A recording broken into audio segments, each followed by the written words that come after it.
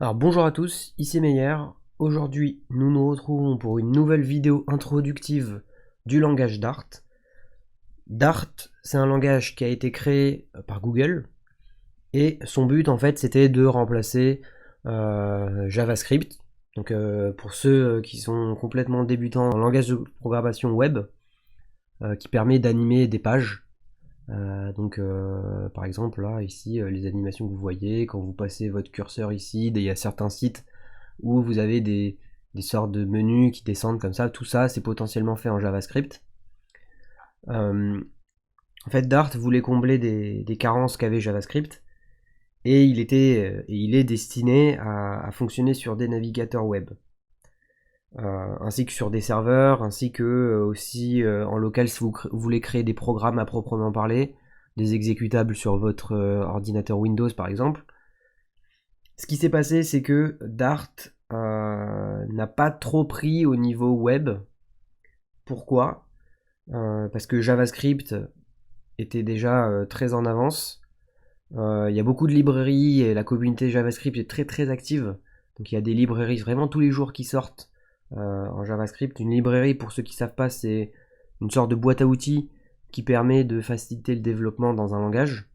Donc là, en l'occurrence, des librairies JavaScript, ça voudrait dire des boîtes à outils qui permettent de développer plus facilement ou pré-mâcher un petit peu le travail du développeur JavaScript. Ce qui s'est passé, c'est que pour Dart, au niveau de la syntaxe, ça ressemble beaucoup à du Java ou du C#, qui sont déjà deux langages très proches, Java et C#, et aussi à JavaScript, pour certains aspects que je vous montrerai en fait dans les vidéos qui vont suivre. Donc en fait, c'est un langage qui tire ses inspirations de plusieurs sources. Mais quoi qu'il en soit, le but de Dart, c'était de faciliter le développement web. Donc comment ça marche Dart? Je vais vous faire un petit tour d'horizon, vraiment un très petit tour d'horizon, juste que vous ayez en tête un petit peu les notions et aussi comment le langage en fait interagit avec votre ordinateur ou avec votre navigateur web. Donc ce qui se passe concrètement, c'est quand vous installez Dart, comme on peut voir sur cette capture d'écran que j'ai trouvé sur un blog dont vous verrez l'URL ici, vous avez vos fichiers sources Dart, donc c'est-à-dire les fichiers où vous allez mettre votre code Dart. Donc une fois que vous allez vouloir exécuter votre code, en fait ce qui se passe c'est que Dart contient un compilateur et une machine virtuelle. Qu'est-ce que ça veut dire concrètement? C'est-à-dire que quand vous allez vouloir exécuter votre code, ce que ça va faire, c'est que votre code va être compilé, c'est-à-dire qu'il y a un petit outil qui va lire votre code et le transformer dans un langage que l'ordinateur comprend. Ensuite, machine virtuelle Dart, en fait, c'est comme si vous voulez une interface entre votre code source Dart et le langage que comprend votre ordinateur. Donc c'est la raison pour laquelle, quand vous développez en Dart, donc déjà il vous faudra installer Dart. Donc Dart, ça vient avec la machine virtuelle, le compilateur et d'autres outils que je vous présenterai. Donc ce qui se passe concrètement, c'est que la machine virtuelle, elle a été conçue pour que quand on exécute un programme Dart, si vous avez la machine virtuelle Dart sur votre ordinateur, c'est à peu près comme Java, hein, c'est comme ça que Java fonctionne d'ailleurs, votre code, en fait, va être compilé pour pouvoir marcher sur la machine virtuelle Dart. Et c'est la machine virtuelle Dart qui va s'occuper de faire la transformation pour que ce soit exécutable sur les différents environnements qui existent, les différents microprocesseurs, les différents ordinateurs qui existent dans la planète. Et les différents systèmes d'exploitation, bien sûr.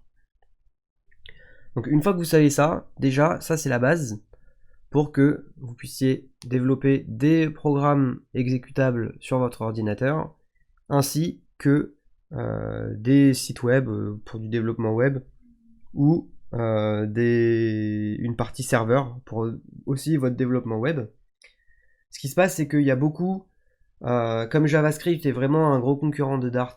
En fait, Dart, on va dire, c'est un concurrent de JavaScript plutôt, puisque JavaScript a été créé avant. Ce qui se passe, c'est qu'il y a beaucoup de navigateurs, comme Chrome, Firefox, qu'ils ont pas forcément décidé d'inclure la machine virtuelle Dart à l'intérieur de leur navigateur. Ce qui fait que il se peut qu'il y ait des navigateurs dans lesquels vous ne pouvez pas afficher votre code Dart, à proprement parler.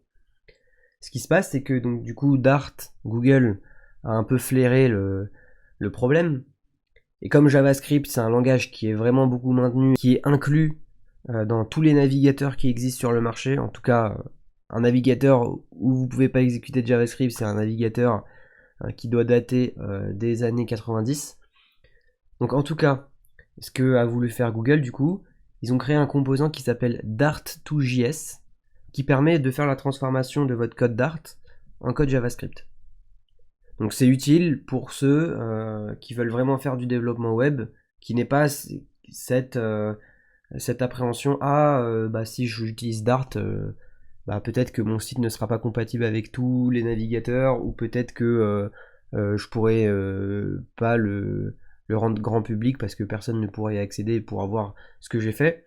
C'est complètement faux. Dart2JS a été créé pour ça. Donc ça, c'est Google qui fournit tout ça. Donc nous, dans cette série de cours, ce qu'on va essayer de voir, c'est dans un premier temps comment installer votre environnement pour développer en Dart, et par la suite, comment développer en Dart, à proprement parler, avec différents cours où je vais vous montrer les notions de base, des notions un peu plus compliquées, et ensuite tout ça pour arriver à des cours sur Flutter. Flutter qui est une sorte de surcouche Dart, qui vous permettra de développer des applications mobiles presque natives, donc c'est-à-dire fluides sur votre téléphone. Et donc pour tout ça, je vous retrouve dans les prochaines vidéos. À bientôt.